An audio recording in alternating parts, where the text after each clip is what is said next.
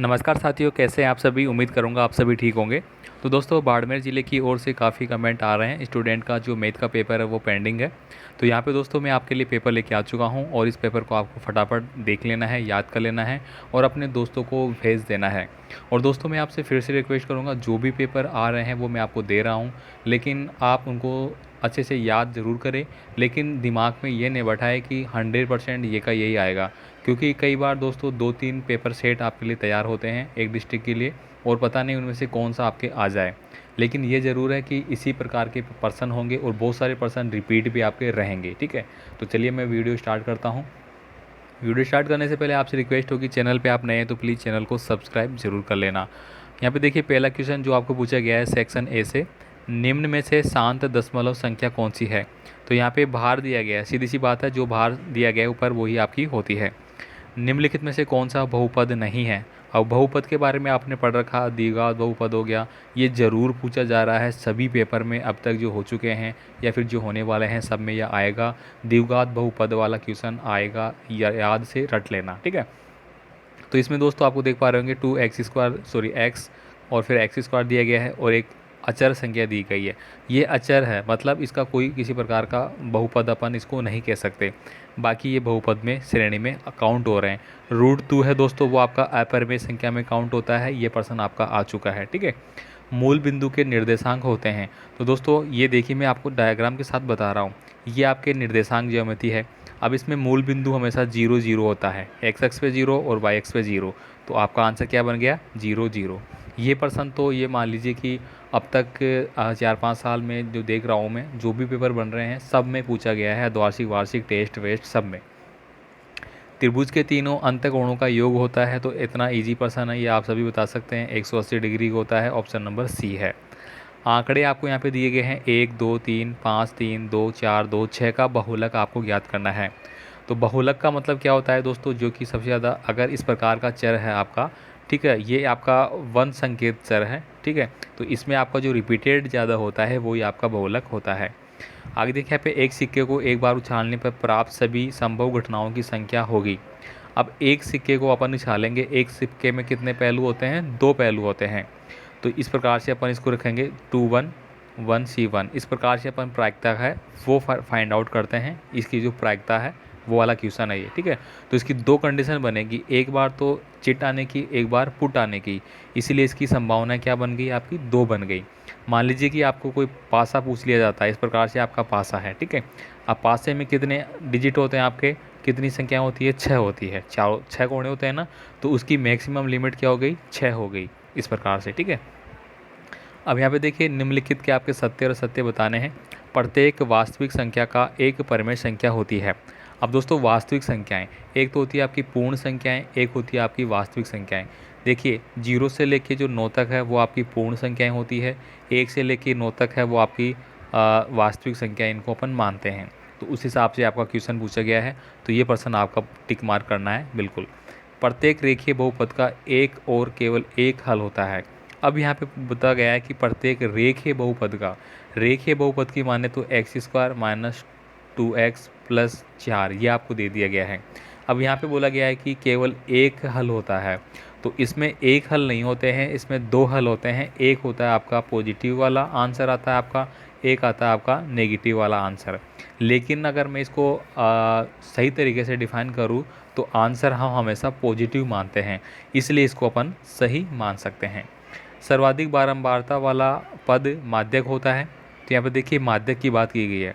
माध्यक का मतलब क्या हो गया, 1 2 3 4 5 6, ये इसका माध्य पूछ लिया गया है। तो ये बात सही है क्या, तो ये बात गलत है। सर्वाधिक बारंबारता वाला यानी कि जो बार बार रिपीट हो रहा है वो माध्यक नहीं होगा, वो होगा बहुलक। अभी अभी हमने ऊपर पढ़ा है। प्रत्येक घटना की प्रायिकता 0 और 1 के बीच होती है। तो दोस्तों यहाँ पे प्रत्येक घटना की प्रायिकता यानी कि कहने का मतलब है 0 से ज़्यादा और 1 से कम हो सकती है क्या। तो दोस्तों ऐसी संभावनाएं हो सकती है, कोई गारंटी नहीं है। इस पर्सन को मैं आपके लिए छोड़ूंगा, इसका आपको कमेंट करना है क्या होगा। ठीक है, अब यहाँ पे देखिए, रिक्त स्थानों की पूर्ति करनी है। यहाँ पे √5 दिया गया है, तो ये आपका क्या बन गया, अपरिमेय। रूट में कोई संख्या आती है वो तो आपकी अपरिमेय बन जाती है। ठीक है, यहाँ पे देखिए, x अक्ष और y एक अक्ष पर y निर्देशांक होता है। तो यहाँ पे पूछा गया है, ये मान लीजिए ये है, ये एक्स अक्स है और ये है आपका वाई अक्स। यहाँ पे एक्स अक्स बोला गया है, एक्स अक्स है, एक्स अक्स पर वाई निर्देशांक होता नहीं होता है। यहाँ पे क्या भरेंगे आप, नहीं होता है। एक्स अक्स पर एक्स ही होगा, वाई अक्स पर वाई होगा, ठीक है। दो समांतर रेखाओं को जब तिर्यक छेदी रेखा काटती है तो बने अंतःकोण माप में होते हैं। दो समांतर रेखाएं, समांतर का मतलब हो गया एक इधर जा रही है एक ये जा रही है, दोनों आपस में समांतर है, मतलब रेल की पटरी अपन मान सकते हैं। अब कहा जा रहा है कि जब कोई तिर्यक छेदी रेखा, तिरछी छेदक रेखा इस प्रकार से इनको काट रही है तो बने अंतःकोण माप में क्या होते हैं, अंतःकोण, ये कोण और ये कोण, ये दोनों कोण क्या होते हैं, माप में, ये पूछा गया है। तो ये आप दोस्तों आपने पढ़ा है, ये वाली सीरीज आपने पढ़ी है, ठीक है, ये जेड वाली सीरीज, ये कोण और ये कोण अंतःकोण इसके, ये दोनों हमेशा बराबर होते हैं, ठीक है। तो यही कंडीशन यहाँ पे फॉलो होगी, ये और ये बराबर है तो ये और ये बराबर होगा। आगे देखिए यहाँ पे, वे आंकड़े जो पहले से एकत्रित सूचनाओं से प्राप्त किए जाते हैं कौन से आंकड़े कहलाते हैं। तो देखिए पहले से ही पता है हमें, तो प्रारंभिक आंकड़े हो गए। गौण आंकड़े, गौण का मतलब छिपे हुए, जो हमें पता ही नहीं है, लेकिन या तो कह रहे हैं जो आंकड़े हमें पहले से एकत्रित सूचनाओं से प्राप्त होते हैं, ठीक है, तो उनको अपन प्रारंभिक आंकड़े बोल सकते हैं, ठीक है। बाकी आप भी अपना कमेंट जरूर कर देना, हो सकता है एक आध क्वेश्चन ऊपर नीचे हो जाए। तो दोस्तों मैं बीच में आपसे रिक्वेस्ट करूंगा, आप भी अपना पेपर है हमें व्हाट्सअप पर भेज सकते हैं। व्हाट्सअप हमारा 9694521736 नंबर है, ठीक है, उस पर आप हमें व्हाट्सअप कर सकते हैं। तो आप दोबारा से नोट कर लेंगे, 9694521736। आप हमें पर्सनली भी कर सकते हैं, ग्रुप में तो कर ही रहे हैं, लेकिन आप पर्सनली भी हमें मैसेज कर सकते हैं।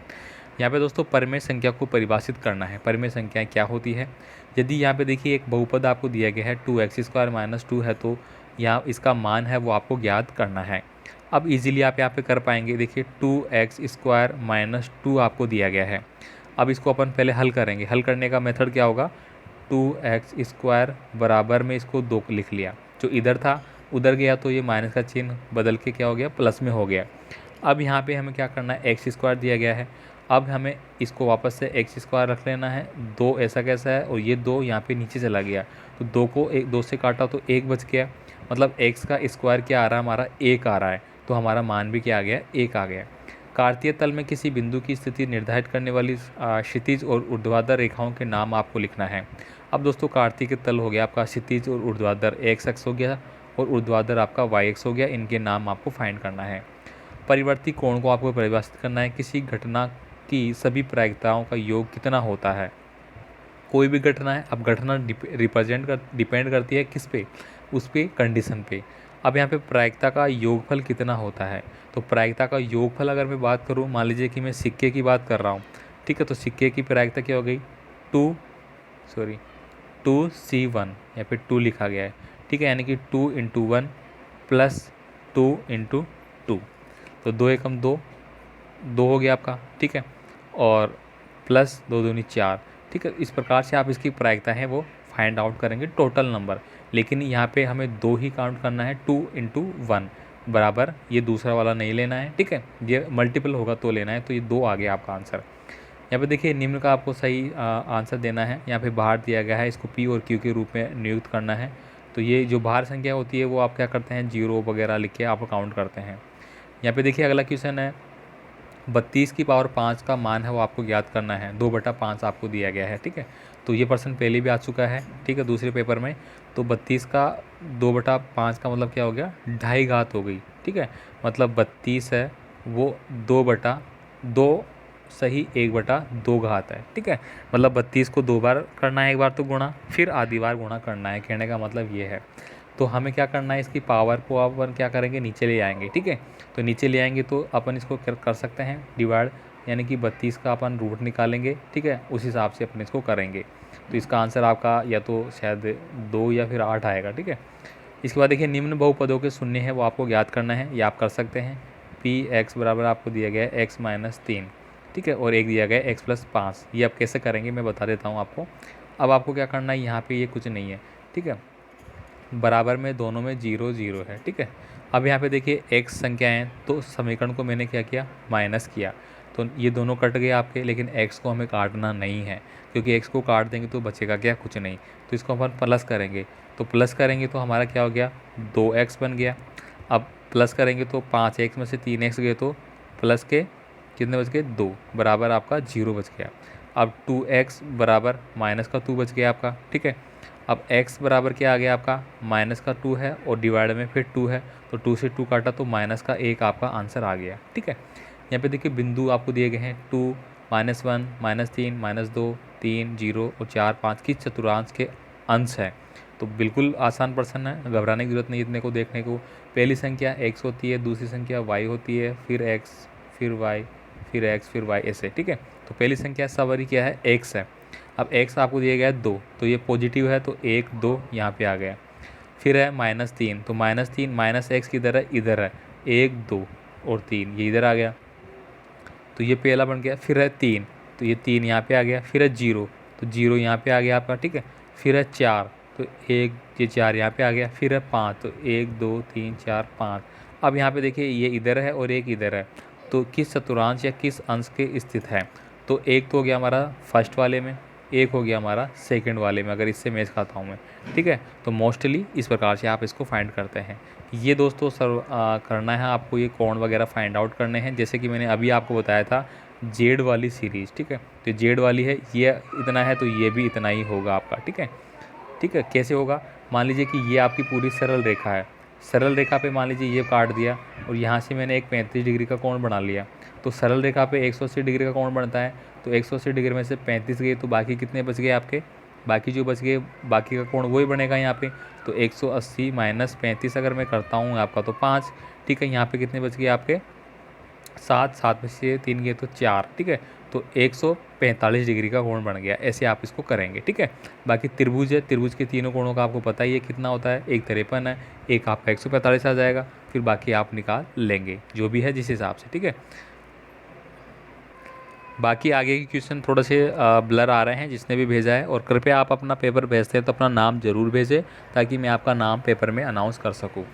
तो यहाँ पे आप इनको देख सकते हैं, आंकड़े बहुपद वगैरह है और ये निकालने आपको निम्न के आपको गुणनखंड ज्ञात करना है, आपको दिख रहे हैं तो ईजिली आप गुणनखंड निकाल लेंगे, ठीक है।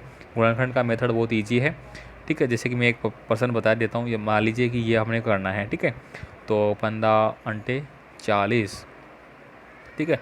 तो यहाँ पे देखिए 5 ये दिया गया आपको 5x² माइनस 6x माइनस 8। तो यहाँ पे हमें क्या कहता है, बहुपद संख्या दी गई है, ठीक है। तो इसको अपन कैसे सोल्व करेंगे, ये दोनों संख्याओं का जो गुणा होगा, ठीक है, वो बीच वाली संख्या का गुणा या फिर जोड़ में आपका आना चाहिए, ठीक है। ऐसी संख्या करते हैं तो 8 पंजे 40 बन रहा है हमारा, ठीक है। तो हम कैसे करेंगे, 10 चौक 40 करेंगे अपन, ठीक है। मैं बता देता हूँ एक बार, 5x² माइनस 10x, ठीक है, प्लस 4x माइनस 8। अब माइनस के 10 में से 4 गए तो 6 बच गए ना, बस ये कंप्लीट हो गया। अब यहाँ पे मैंने 5x कॉमन ले लिया, एक x बच गया मेरा, 5 दूनी 10 ये मेरा बन गया। यहाँ पे मैंने क्या किया, वही मैंने क्या कॉमन ले लिया, यहाँ पे 4 कॉमन ले लिया, ठीक है। तो यहाँ पे x बच गया और 4 दूनी 8 बच गया। तो मेरे देखिए 2 मान आ गए, एक तो क्या आ गया x माइनस 2 आ गया और एक क्या बन गया आपका मेरा 5x प्लस 4, ठीक है। 5x प्लस 4, एक तो ये बन गया बराबर 0, एक बन गया मेरा x माइनस 2 बराबर 0। तो x को बराबर ले जाएंगे 2 बन गया मेरा, ठीक है। इधर ले जाएंगे तो माइनस की, तो ये हमारा आंसर बन जाएगा, ठीक है।